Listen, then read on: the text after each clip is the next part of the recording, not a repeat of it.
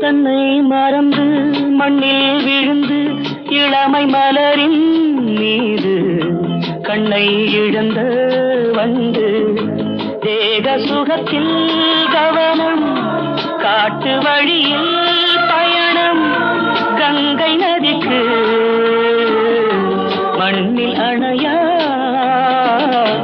இளமையெனும் பூங்காற்று.